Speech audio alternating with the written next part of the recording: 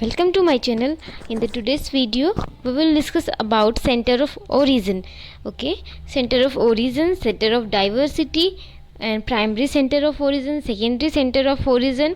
ठीक है, तो इसके बारे में डिस्कस करेंगे. जब भी आप कोई भी एग्ज़ाम देते हैं किसी भी एग्रीकल्चर से रिलेटेड कोई भी सब्जेक्ट का, लाइक हॉर्टिकल्चर, एग्रोनॉमी, तो उसमें क्या होता है कि आपको किसी भी क्रॉप का, फ्रूट क्रॉप है, वेजिटेबल क्रॉप है या प्लांटेशन, स्पाइसेस, कोई भी क्रॉप है, एक्सवाइजेड कोई भी क्रॉप है, उसमें सेंटर ऑफ ओरिजिन जो है एक फेवरेट क्वेश्चन हो जाता है एग्जामिनर का. इससे रिलेटेड क्वेश्चन आपको आते ही हैं. अगर आपने ये टॉपिक कवर कर लिया तो आपके 1-2 नंबर जो भी क्वेश्चन है, इससे रिलेटेड जो भी 1-2 नंबर के क्वेश्चन आएंगे वो बिल्कुल भी नहीं कटेंगे.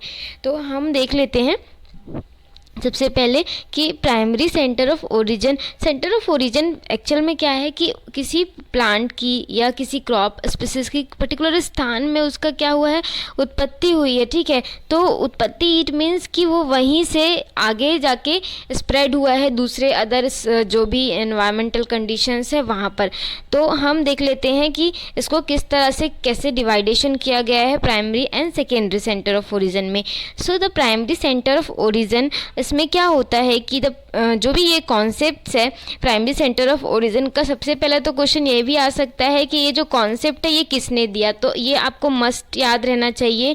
जो कॉन्सेप्ट है सेंटर ऑफ ओरिजिन का, ये दिया गया है N.I. वेविलो के द्वारा. स्पेलिंग भी आप देख लीजिए, N.I. वेविलो के द्वारा दिया गया है. ठीक है, और इन्होंने किस बेसिस पे दिया था, उन्होंने ये स्टडी की थी, मतलब कि जो इंडियन इंस्टीट्यूट था प्लांट इंडस्ट्री का, वहाँ पर उन्होंने वास्ट कलेक्शन किया था प्लांट्स का, और उनकी स्टडीज़ करने के बाद इन्होंने सेंटर ऑफ ओरिजिन का जो कॉन्सेप्ट है वो दिया था.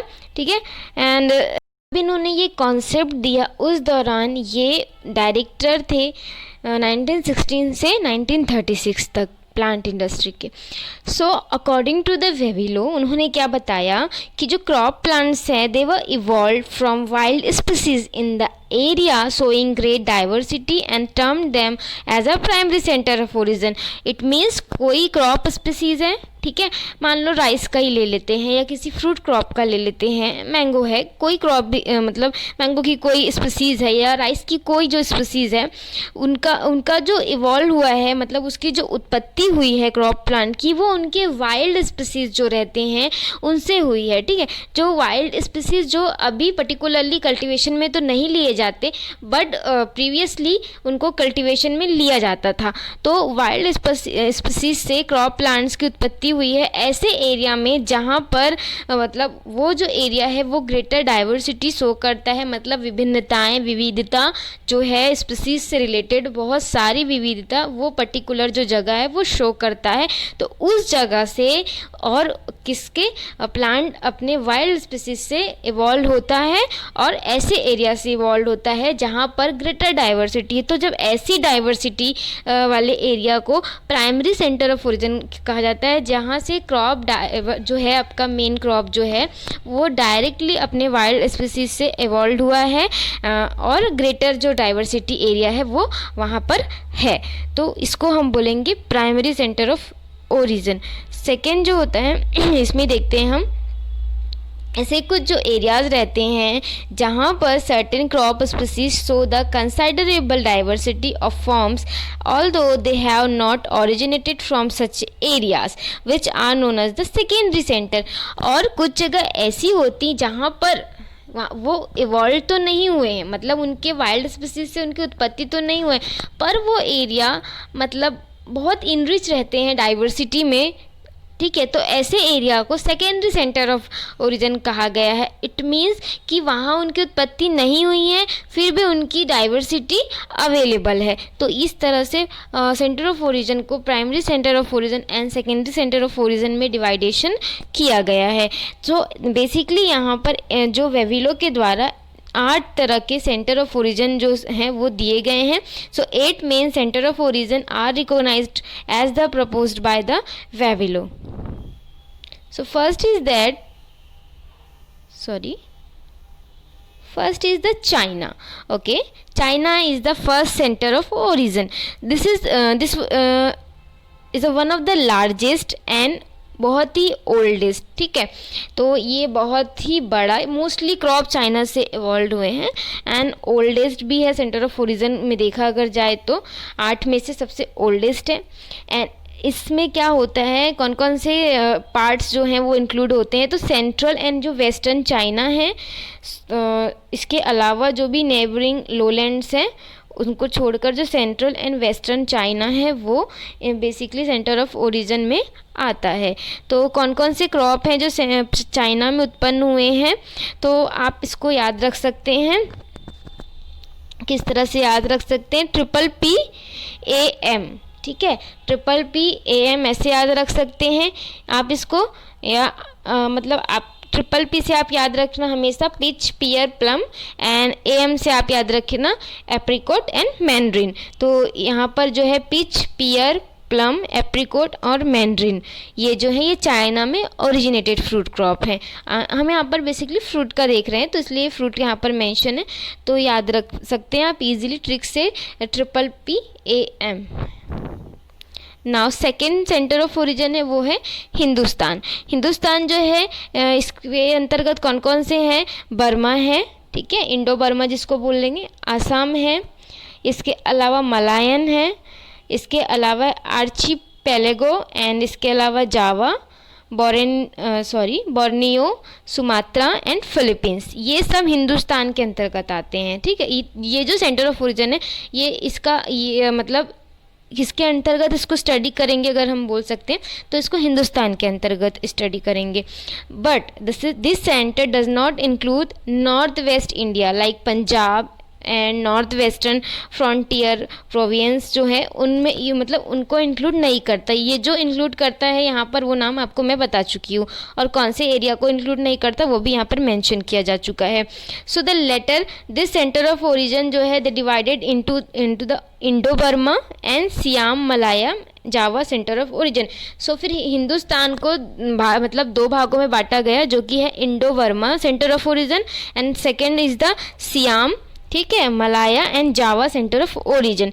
तो मैंगो का इंडो बर्मा है, ठीक है, इसके अलावा सोर लाइम है, मैंड्रिन है जिसको सिट्रस रेटिकुलाटा बोलते हैं, और कोकोनट है और बनाना है। तो मैंगो बनाना तो आप याद रख सकते हैं इंडिया में ओरिजिनेटेड है, और इसके अलावा जो है सोर लाइम और मैंड्रिन आपका जो कि होता है आपका संतरा एंड कोकोनट, ठीक। Now third is the central Asia.